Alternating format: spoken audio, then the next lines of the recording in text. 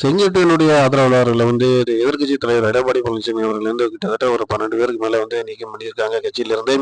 அதுக்குன்னு அவர் என்ன சொல்லி வராங்க கேட்டீங்கன்னா, கட்சியில கருத்துக்களை சொல்லும்போது என்ன ஏதுன்னு விளக்கம் கூட கேட்காம ஒரு தலைமை பண்புல உள்ளவங்க இந்த மாதிரி டக்குன்னு உடனுக்கு உடனே கட்சியை விட்டு எல்லாரும் இப்படி நீக்கம் பண்ணிக்கிட்டே இருந்தால் முழு நிலவா இருக்கக்கூடிய கட்சி அடுத்து அமாவாசையாட்டே மாறி போயிடும் அப்படின்னு சொல்லி கடுமையான குற்றச்சாட்டை எடப்பாடி பழனிசாமி அவர்கள் மேல செங்கோட்டையன் அவர்கள் வச்சிருக்காரு. இதே நேரத்தில் அவர் அடுத்து சொல்லக்கூடிய விஷயம் என்னன்னு பார்த்தீங்கன்னா, ஓபிஎஸ் கிட்டத்தட்ட அம்மா கிட்டத்தட்ட 3 முறை முதலமைச்சர் ஆக்குனாங்க. ஆனா எடப்பாடி பழனிசாமி சசிகலா ஆக்குனாங்க.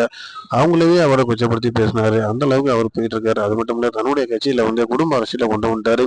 வீணா மருமகன் மகன்களை உள்ள இன்வால்வ் பண்ணியிருக்காரு அப்படின்னு சொல்லியிருக்காரு.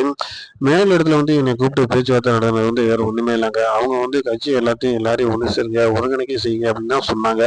அதை புரிஞ்சுக்கிறாம நான் என்னமோ இவங்களுக்கு எதிராக நான் வேலை செய்யற மாதிரி இவர் நினைச்சுக்கிட்டு எந்த விளக்கமும் கேட்காம கட்சியை விட்டு என்னை நீக்கிட்டாரு அப்படின்னு சொல்லி தன்னுடைய ஆதங்கங்களை சொல்லி வச்சிருக்காருங்க.